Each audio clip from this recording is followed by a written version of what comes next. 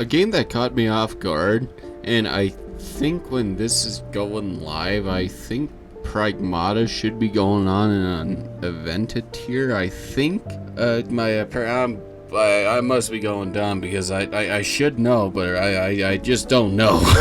You know what I mean? But I love Pragmata. I don't know what Capcom did with that game, what type of sauce they had for the developers, but wow. I'm impressed. I'm so impressed with how wonderful that game is.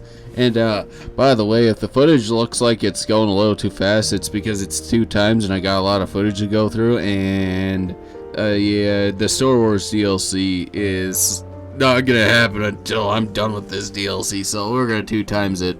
So if you're wondering why.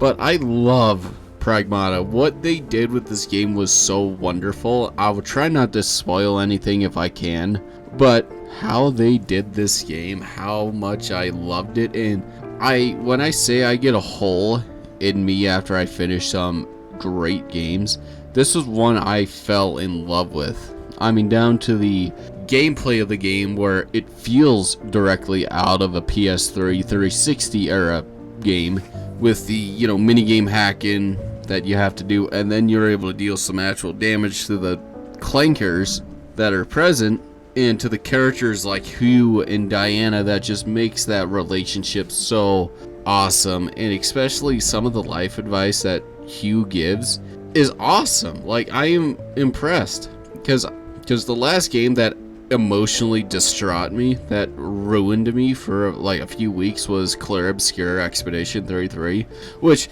to be fair, if you have played that game, you can understand why that game absolutely destroyed a person like me, because geez Louise, that game was hard.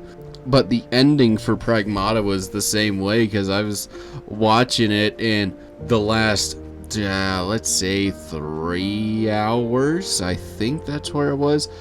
It was nearing the end of the game is what I can really say. I can't remember when I got the feeling, but I was sitting there and I was like, because there's a bunch of little clues and hints, and that's what I really like, because you can guess what's gonna happen next. But I was kind of sitting there and I was like, no, this is not how this story's gonna go, because part of me is I understand how, like, you can only write a story in certain ways so many times. There's certain ways that a story can end, like start, end, and finish, and everything in between.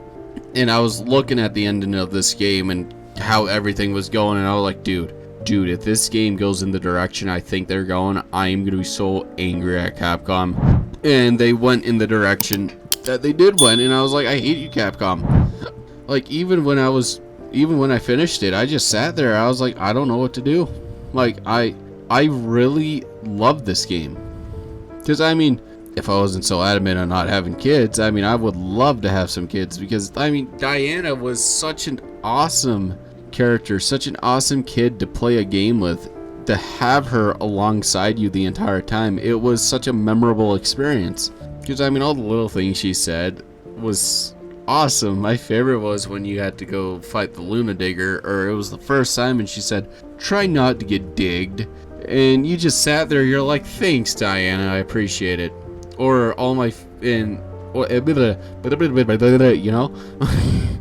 But some of my other favorite moments are when you're at the shelter, and there's like a whole bunch of other things, like you could interact with, like the REM pieces, the dossier or whatever it is, the info on the enemies, and so there's so many little things. And my favorite, and what makes it so cool, and well, it'd be awesome to have kids if I wasn't so adamant on not having them, is she gets a little question mark when she sees something she doesn't get, and she asks Hugh about what it is, and like little things. Because one of my favorite was when she was walking up to the one where you learn more about the enemies.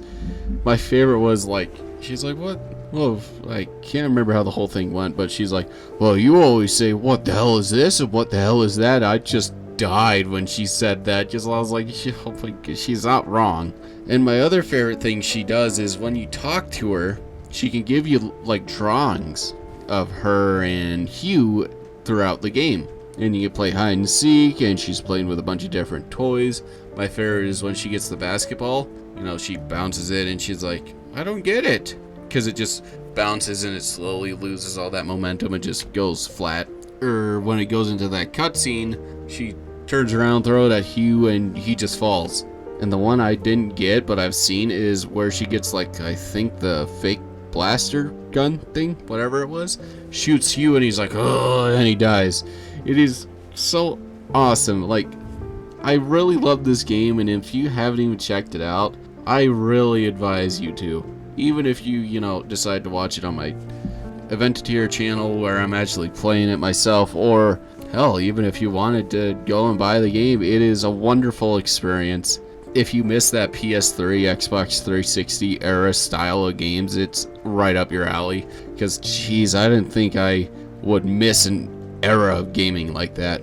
But either way, this is where I'm going to end it. So thank you very much for listening, and I hope to hear from you again soon. Take care.